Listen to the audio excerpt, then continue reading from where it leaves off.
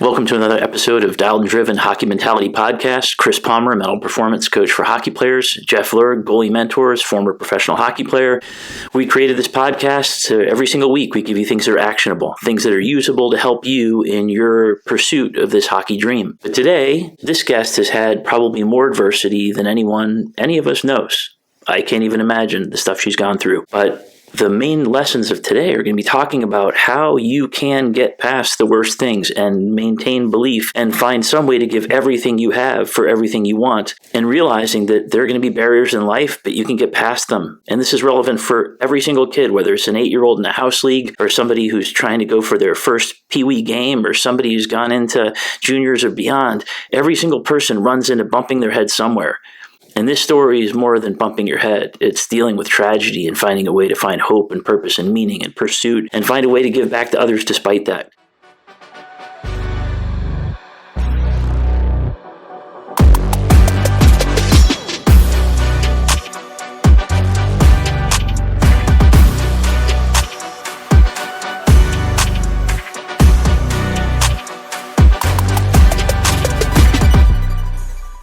Yeah, I'll try to live up to all these great points because we have an amazing guest that is going to live up to all the expectations and beyond. Someone who I've known since I was a young kid. Kim Muir is with us today. She's one of the most prestigious power skating coaches that we have in our country. She works with many pro athletes, NHLers, all the way down to youth beginners. And to learn to skate, she even helped teach my daughter how to skate.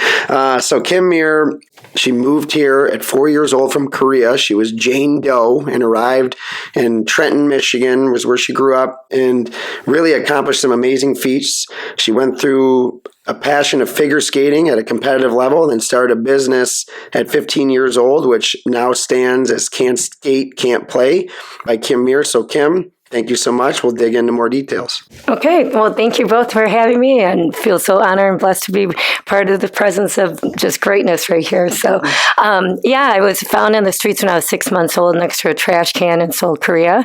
Policeman found me, took me to the hospital to make sure I was okay. I was placed in an orphanage because no one claimed me. I had no identification, name tag.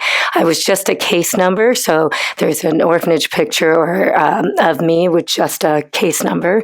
My mom and dad, who are both in their 40s, had 2 boys of their own, had tried 3 times to get pregnant. She lost all 3, fostered 3 children in hopes that she'd be first in line to adopt, and all 3 children were taken away. So she had 6 losses, and time went by, and they were in their mid-40s, and they said, if you want to get a girl, let's do it now. And it was a 5-year waiting list for American Girl. And someone through the church suggested go international adoption. And I came in 9 months. So when I got here, I never saw men. It was always women taking care of you in the orphanage. And in Korea, they eat dogs. So my household looked like this. 2 boys that were 14 and 16, over 6 foot tall. My dad was also 6 foot, and I had an all black German Shepherd. So I was frightened by the presence of everyone but my now adopted mom. It took about 2 to 3 months to get settled in because we had a language barrier, and getting comfortable to my brothers and the dog. One day, my dad had suggested that we need to do something about me not getting along with the boys or being frightened with the men in the household, right? And my mom's like, no way. There's nothing we're doing other than giving her time and space. And, so back then, things weren't as progressive on the psyche and nature, nurture. And so my dad was very traditional, hegemonic on what the roles of the women and the men were. So one day he took me to the zoo, and for whatever reason, afterwards, we went to an expensive restaurant at the Hyatt Regency, which I don't think it's still there. And I went over to my dad and gave him a hug for the first time. And I'm sure to this day, he wishes I was still afraid of men. Yeah. And he knew I was going to be an expensive child. Yeah. So, I started figure skating when I was 5 years old. Like I said, my dad was very traditional, being drugged around rink to rink to go watch my brothers play hockey. Trenton, my hometown of Trenton, is a very hockey-dominated community. My dad was one of the OGs as far as starting the Hockey Association when it was outdoors before they actually built the rink, and now they have 3. And I thought I was supposed to play hockey, and he's like, little girls figure skate, boys play hockey. But back then, maybe there was only 1 or 2 women's hockey team. There weren't any college teams at all. So I'm like, okay. So I started figure skating. I'm a natural performer. I tend to, whatever situation it is, if it's my stage to own, I figure out a way to own it. So kind of started into the figure skating, started competing when I was 7 years old. I quit competing when I was 15. I had broken my ankle when I was out in Colorado Springs Olympic Training Center. And I only went to school 4 hours a day my entire life because of my figure skating. And I felt like I had missed so much out in my adolescence and not going to football games, hockey games, not getting invited, not feeling like in the high school, because I went to a public school, we really didn't have homeschooling like we do now, right? I didn't fit or belong anywhere. I had a bunch of acquaintances, but zero friends. And that was just my way of thinking, okay, I don't know if it's going to take me 3 to 4 months to recover, to get back to where I was. I think I just want to be a teenager and live out the teenage high school. Yes. I was on the gymnastics team and the track team, which I wasn't very good, but I did it because my parents were all about get yourself immersed into high school, go meet some friends and be part of something. And then in the meantime, when I was younger, my brother Scott had played his junior hockey in Minnesota. At the time, it was called Austin Mavericks. Now they're called the Austin Bruins. Yep. Yeah. And I used to tell my brother all the time to try this move or that move, and he would just look at me and like speak to the hand, like look, stay in your lane, kind of that mentality, even though he knew I was a good figure skater. And then one day, Frank Anzalone was his head coach and asked me to come on the ice. He bet my brother and his teammate that I could outskate him backwards, because if you watch figure skating, we go into every jump and every spin and every landing, going into it backwards minus a few. And so we're just stronger skaters backwards. So we did 2 laps and about, beat him a half lap. And, I was 9 and he's 19. So, it comes back to any sport you play, technique over right, wins all the time. So, yeah, I was taught technically how to skate. Figure skaters are taught technically how to skate. And so then when I was applying for colleges, my brother suggested I go up to Lake Superior State because when I was 15, I had this random hockey dad see me skate and said, I need my kids to skate like you. Within 6 months, I went from 2 students to 200 students. I still didn't have a driver's license, and my poor parents had to take me to the Trenton ice rink to teach my lessons, pick me up, drop me off, you know what I mean? Yeah. So, and coordinating clients, right? And we didn't have cell phones. It was all the phones and using the old printer to print out little flyers and stuff. So that's kind of how that started. And then when I went to Lake Superior State, I got really lucky that at Lake State, even though Frank got fired within 2 weeks, Jeff Jackson knew that that's my purpose of coming up. He still let me work with the players. And I got immersed with the Sault Ste. Marie, Ontario, Sault Ste. Marie, Michigan hockey associations. And I didn't have a car. And coaches would come and pick me up and drop me off for practice and take me back to the dorm. And it was the best collegiate life because I made more money than most, right? Yeah, going to school there, yeah. Just to say this again for listeners, guys in the NHL ask you for help. Teams in the NHL have asked you for help. And you started out as a person who seemingly had every disadvantage. This story of being left by a dumpster makes me sick. Oh. And when I read it, I didn't know if you'd want to talk about this on camera. No. But I can't imagine, when I think about disadvantage, growing up poor or growing up with different things, what's a larger disadvantage than being abandoned and then going into a world where you're with a bunch of other kids who are abandoned? And how do you even manage that? And somehow you go from that to finding this curve that ends up helping the best guys in the world become better because of what you know. It's an incredible story. Is there anything along the way, when you look at the arc of your life, is there anything that you think of that got you past that? I mean, is there anything at all that you think was a thought or something that got you to believe any of this was even possible? I don't think it's a thought. I think it's my gratification of being blessed to have had the best parents I could have handpicked, to have given a second chance on life, to be given love and now give back love in any and all capacities. I just feel like that's am I adult life now. That's my purpose and that's my role. So it's not just on the ice things that I do, it's the off the ice things I do, the community stuff or for my own family or other families. I just feel like if I have the ability to give back and I can teach and I can share, or I can just make someone feel they're wanted, because there was once a time I was disposable and worthless to somebody. I'm never going to make anyone feel like that. There's one thing in this article on Lake State. It's hard for me to even say it. You would stand at the end of your parents' bed in the beginning. Yes. At nighttime when everybody's sleeping. And you'd stand there to make sure they weren't going to disappear. Right. We can talk about insecurity all day, but I don't know what's more insecure than being transplanted from a place you were that was still uncomfortable. And you're with people and you're trying to decide if you can trust them in this totally different world where everybody speaks a different language. And instead of sleeping, you're standing there to make sure it's going to be okay. Mm-hmm. I honestly don't know anybody who has a more overwhelming arc to go to that. And then I think of you at 15, that you had this great figure skating thing going, but you had the maturity and the foresight to say, okay, well, this arc's going to go this way, but I want it to go another way. You actually thought it was possible. You mentioned this great thing, and Jeff talks about this. Jeff's one of these guys that had a lot of love and caring and belief around him, a lot of expectation, but a lot of love and caring and belief. In your case, you had love and caring and belief around you. You're still 15 years old. And some of the guys you're helping are older people. So how did that work? I mean, your first time, you had to be a little scared, weren't you? Just felt like you could do it. Yeah, I think at the end of the day, I'm not teaching hockey, right? So if you stay in your lane, you don't overstep your boundaries. And, my background's in medicine. So, I was always science driven. And when I'm on the ice, I'm teaching mechanical physics. And whether you're playing golf or any sport, it's all mechanical physics.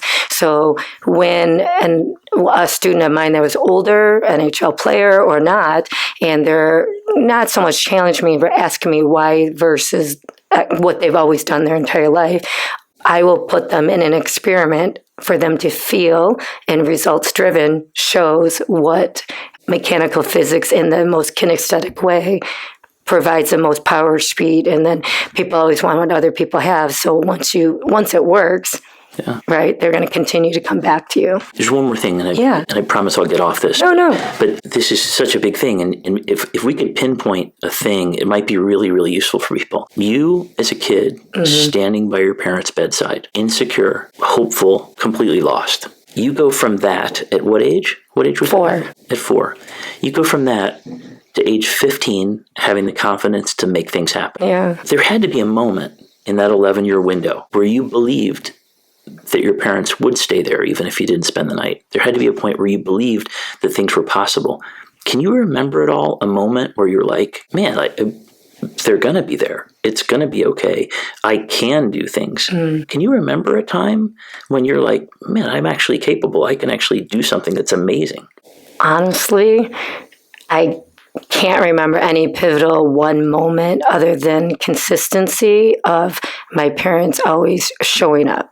Right or wrong, if I was in the right or wrong, they're always present, whether in the physical sense or the emotional sense. So maybe that day that I went over to my dad and gave him a hug, maybe that was the moment that I felt okay. It's awesome what you're saying, though, because you're talking about the one thing that's the superpower of parents, and that's that every kid wants their mom and dad to love them, care for them, show it, say it, and be interested in their lives. Right. And it sounds like you had an outpouring of that. Amazing. Yes. It's awesome. Yeah, let's talk about the courage you had. And I think your courage, we talked before, and I know your history. I met you as a kid. You came out to the team I was playing for, and then our paths crossed more down the line professionally as I started my coaching career, and you were already one of the premier coaches in our state, in Metro Detroit area, and then in the country. But something that you did at age 15, you're at the tail end of your competitive career.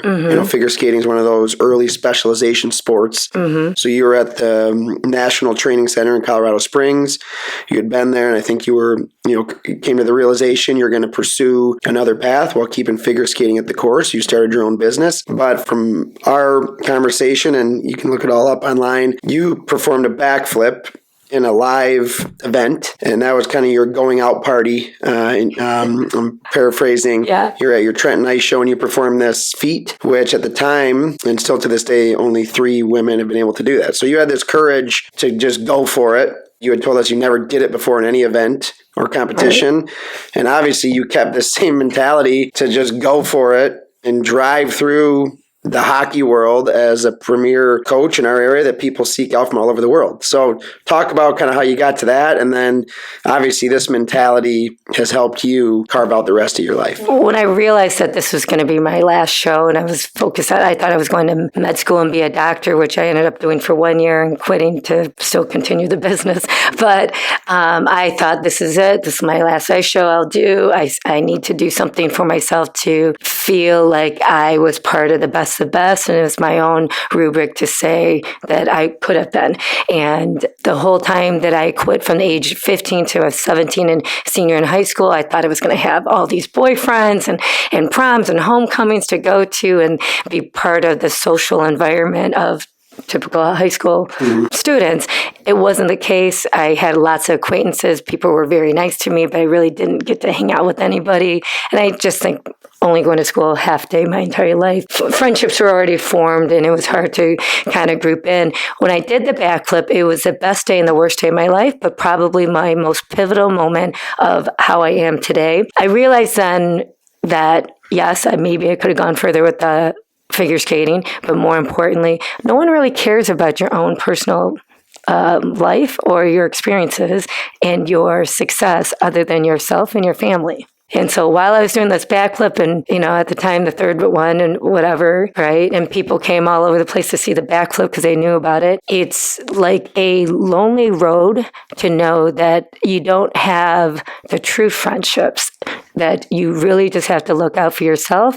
And whatever it is you want in your life, the success or the confidence comes from your own personal success. So I've made it, I think that's really where my confidence came from, is from the backflip. It's just knowing, it's not doing the backflip, it's knowing that no one really gave a crap about it once they saw it and they left. It was more like, okay. And I was a homecoming queen with no date. So that's, yeah.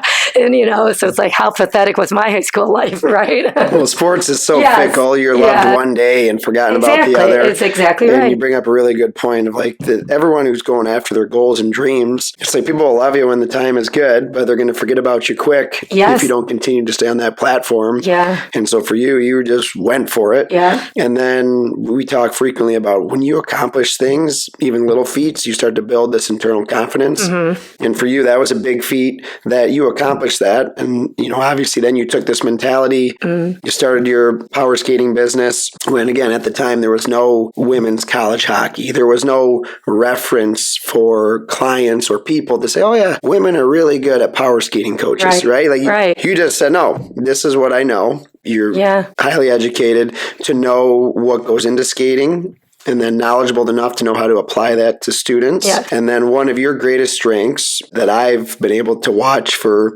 almost 20 years is that you're extremely personable with your students. When you have these massive camps of hundreds and hundreds of students all summer long, that goes over, a 10-week period, right? You know every kid's name. They don't need to stick around there. You know who they are, their history.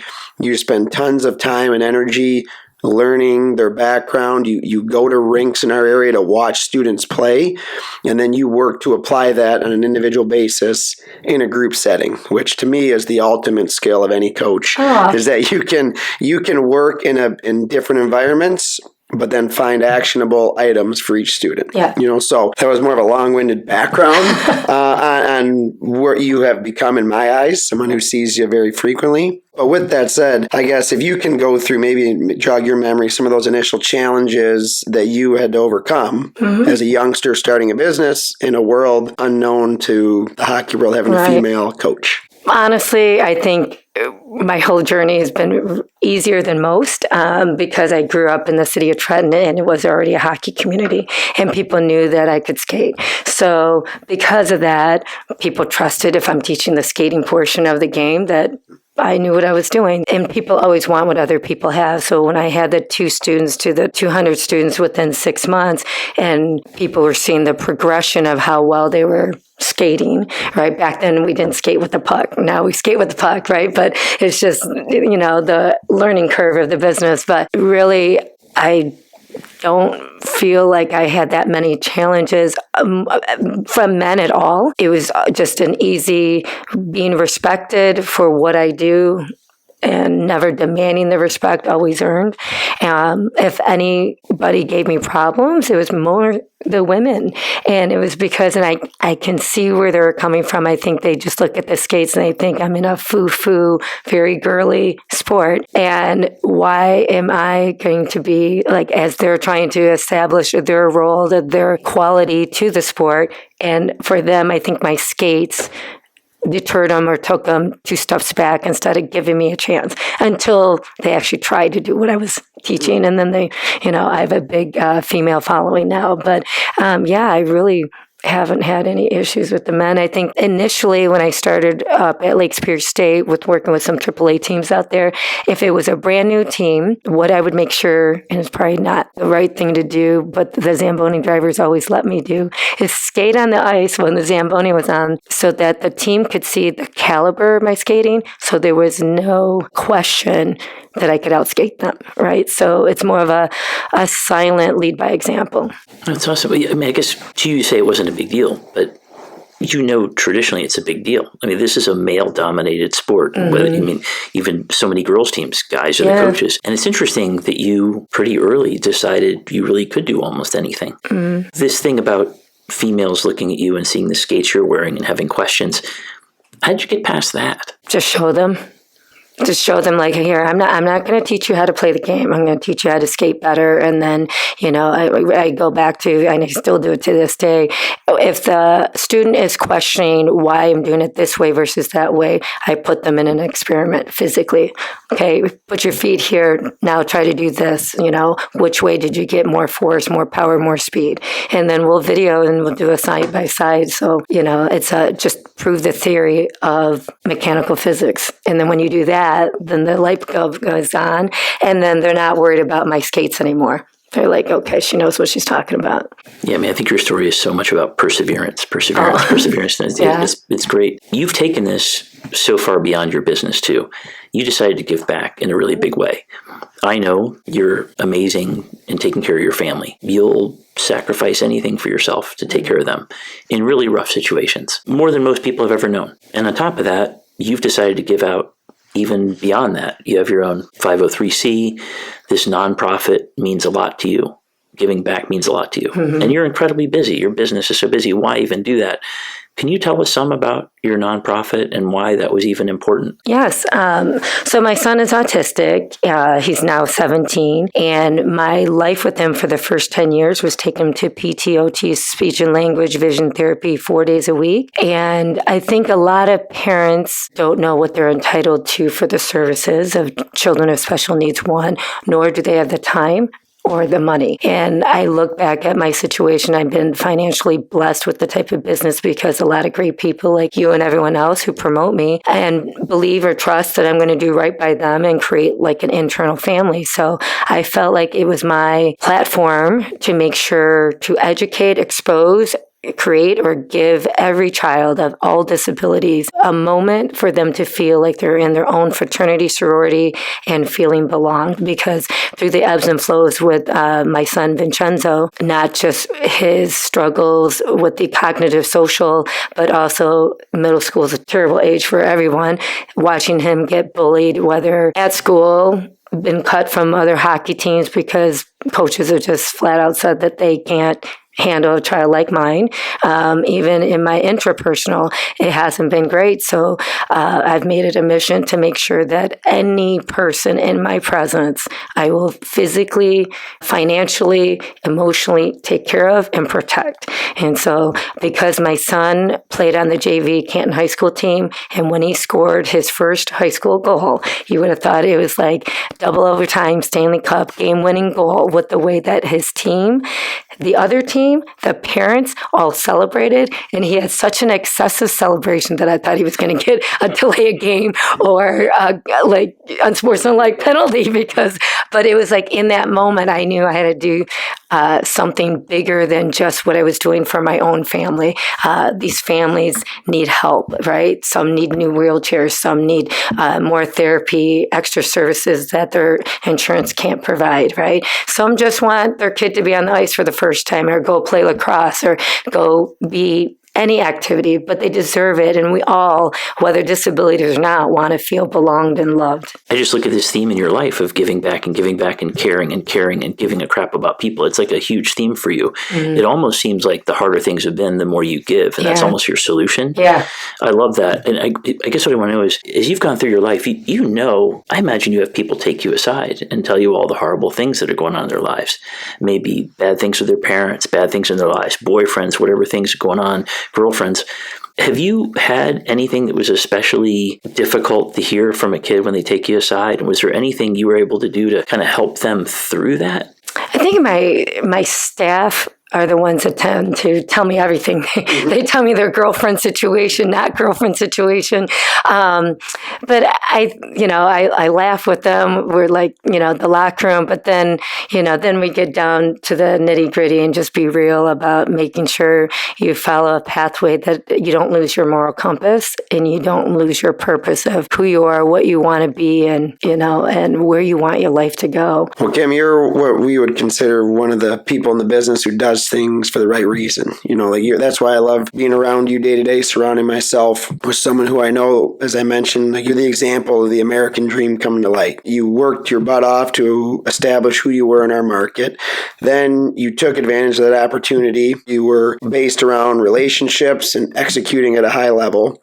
And again, you're someone who I want my daughters to be taught skating by. I want all my friends and family members to be taught skating by. And it's of course because of the technical skills that you teach, but it's also because the other life lessons that you'll teach them and the people that I want my family to be around. So we always try to summarize some of the teaching points that we've had. Of course, we go on for hours, but we do want to give you one more opportunity to give one more piece of advice to any youth athlete, youth parent, or anyone in the realm of youth athletics with what you've seen, the many students who you've taught. What was the reason that they found success? Well, I like to say, because I'm a biologist at heart, I think I live my life like a buffalo. And so the terms of being a buffalo versus a cow, and I suggest to everyone not to ever be the cow. And whether you're a parent, a student, or a coach, or any type of thing in your life, is that with cows and buffaloes, they both feel when a storm is coming in. But the difference is the cow will run away. The buffalo will always run through the storm and get peace on the other side. And when the cow runs away, the storm always catches up. So they're always in some kind of storm, or they have to have people take care of them. And so the best gift you can give to yourself is to have that pure independence and confidence to know that you can do anything in life. That's fantastic. Just to summarize this, just to give people something actionable to walk away, it's been so nice to have you on here. You're such a role model for this whole arc of life and trying to find a way past the most horrific adversity. Parents, players, every single level. You have a chance to have something great in your life, but it really is about finding some reason to get back up, some reason to move forward. And if for some reason in your life you don't have people in your life that are supporting you, find people who support you. Kim talks about in her life having the most horrific beginning, and somehow through people loving her and caring about her, unconditionally having her back, telling her things are possible, she became this extraordinary human that has found incredible success, but not just selfish success, but finding a way to share with others and care about others and be invested in others. We talked about leadership, but actually giving a crap about everybody on your team. If you become that person, you surround yourself with people who actually care about you, even if it's not your born family. You find some way, friends, people who care about you, And beyond that, find a way to step up, in Kim's words, be the buffalo. Get into the storm. Find a way to go through the crap and the muck and feel your stuff and either express it or acknowledge it. Find a way to move through. And then each little piece moves and makes you stronger and stronger. This is the lesson of Kim Muir, and it's the lesson for everybody. So please, keep pushing. Keep going for the things you care about. That's everything. And for all those in our market, Metro Detroit, looking for an excellent power skating coach, Kim Muir's company, Can't Skate, Can't Play, the long-standing company that's now traveled around the country to teach her power skating. Her program runs year-round. She has a huge amount of offerings that take place in our market over a 10-week period. Again, it's Can't Skate, Can't Play. And for all those listeners, remember to stay dialed and stay driven on your goals, because that's the only way to accomplish success. And follow us on all social platforms. We're at Dialed and Driven and at dialedandriven@gmail. We look forward to chatting again next week. Jeff Lerg!